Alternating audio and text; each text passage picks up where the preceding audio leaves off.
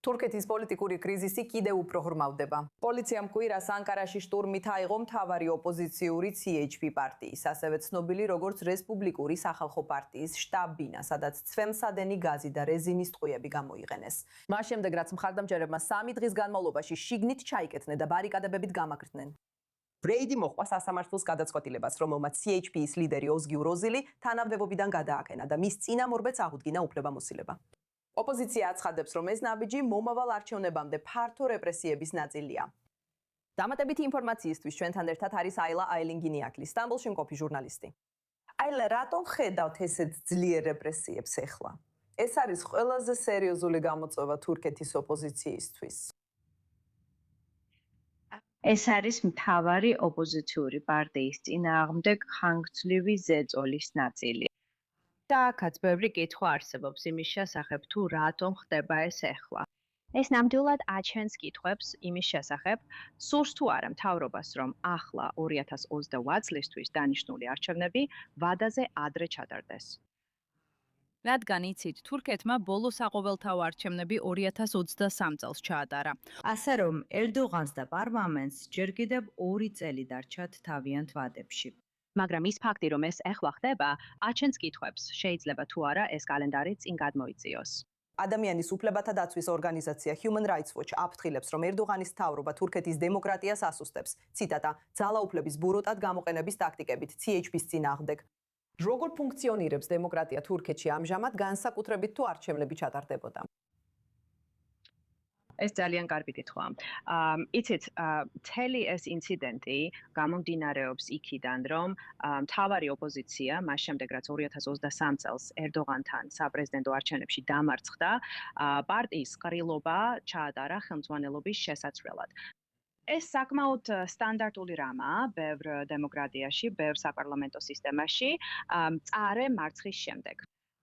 იყო ბრალდებები ხმების ყიდვასთან დაკავშირებით, რომელიც ქვედა ინსტანციის სასამართლომ უარყო, რადგან საკმარისი მტკიცებულება არ არსებობდა ამის დასამტკიცებლად. მაგრამ ეხლა ზემდგომა სასამართლომ დაადგინა, რომ იმ ტენჯისყრაში დარღვევები იყო. აქ ადამიანები დაობენ, იცით, რომ მთავრობასა და სასამართლო სისტემას შორის კავშირია და თურქეთში სასამართლოს დამოუკიდებლობასთან დაკავშირებით ბევრი კითხვა არსებობს. რადგან მოსამართლეების უმეტესობას ირიბად ერდოღანი ნიშნავს, ამბობენ, რომ ეს ფაქტობრივად პოლიტიკური ინჟინერია.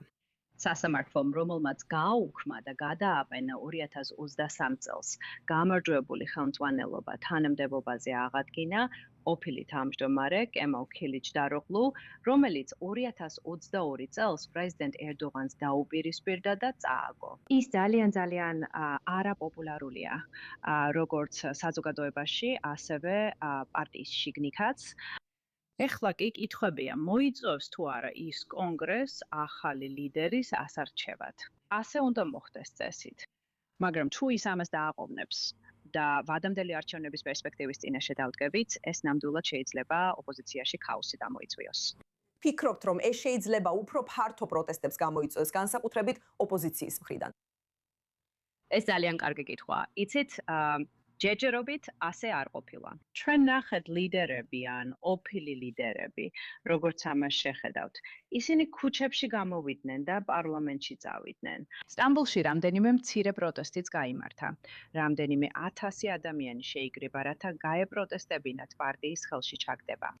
მაგრამ ამ ეტაპზე არ არის დიდი მოლოდინი, რომ ვიხილავთ მასობრივ ანტისამთავრობო პროტესტებს, როგორც ეს შაშან მოხდა, როცა